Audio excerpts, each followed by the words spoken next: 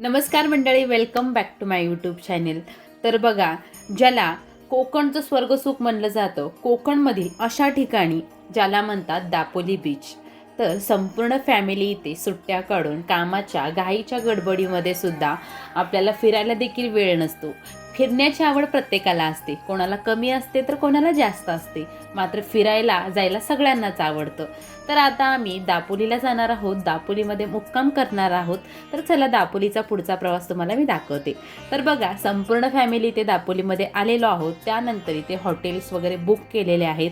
त्यानंतर संपूर्ण इथे सोय दापोलीमध्ये अगोदरच करून ठेवलेली होती, सगळं बुकिंग वगैरे झालेलं होतं.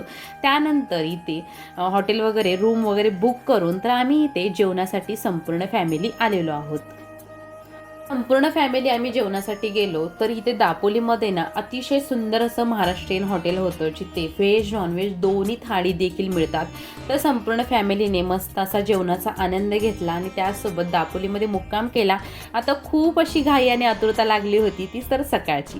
तर बघा, आता सकाळ झालेली आहे, छान अशी सुंदर सकाळ इथे झालेली आहे.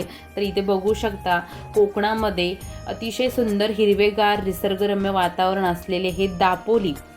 तर दापोली कुठे आहे? रत्नागिरी जिल्ह्यातील दापोली हे छोटंसं शहर आहे, तालुक्याच्या ठिकाणी आहे.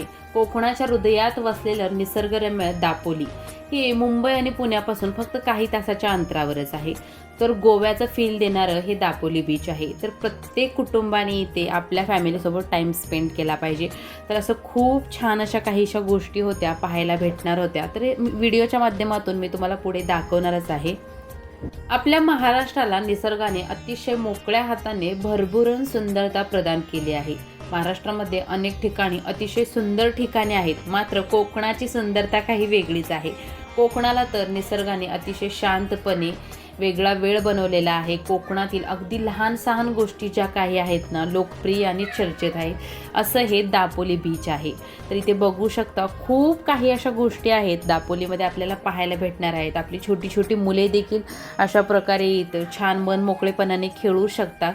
तर इथे बघा, काहीशी झांज वगैरे पाहायला भेटले. तर फॅमिलीसोबत ना खूप छान असा वेळ स्पेंड केला, खूप छान असा फील येत होता. तर अशा प्रकारे उंटाची स्वार वगैरे निघालेली होती. तर खूप छान वाटत होतं, कारण आम्ही सकाळीच तिथे गेलेलो होतो. 7-6च्या दरम्यान आम्ही तिथे गेलेलो होतो. खूप छान वाटत होतं.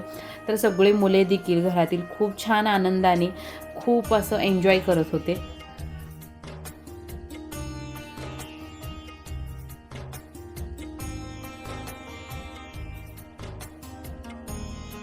दापोलीच्या समुद्रावर पर्यटकांची वर्षभर वर्दळ असते. तरी सुद्धा समुद्रकिनारे एकदम स्वच्छ आणि सुंदर आहेत. कोणतीही घाण आपल्याला तिथे पाहायला भेटत नाही. सोबतच तिथल्या काही बीचवर तुम्हाला डॉल्फिन आणि वॉटर स्पोर्ट्स एन्जॉय करता देखील येतं. आणि किनाऱ्यावर फक्त आपल्याला निवांत वेळ घेता येतो आणि निवांतपणाचा अनुभव देखील घेता येतो. अशा प्रकारे हे दापोली बीच आहे. तर अशा शांत समुद्र किनारी वाळूच्या रेतीमध्ये छान असे मुले छान त्यांचा आनंद घेत होते.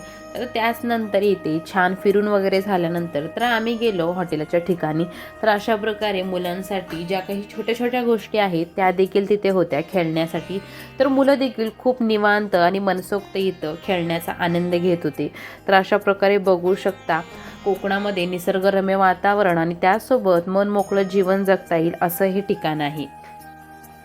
नोकरदार वर्गाला ते आपण नेहमीच सुट्ट्या घेऊ शकत नाही, पण विकेंडला किंवा सुट्ट्या काढून अशा ठिकाणी आपण फिरायला येऊ शकतो. तुम्ही देखील ना अशा प्रकारे तुमच्या देखील फॅमिलीसोबतचा प्लॅन करून नक्की अशा ठिकाणी भेट द्या आणि तुमच्या फॅमिलीसोबत तुमचा टाईम स्पेंड करा. व्हिडिओ आवडल्यास व्हिडिओला लाईक करा, चॅनलला मात्र नक्की सबस्क्राईब करा. भेटूया अशाच पुढच्या व्हिडिओमध्ये. तोपर्यंत काळजी घ्या.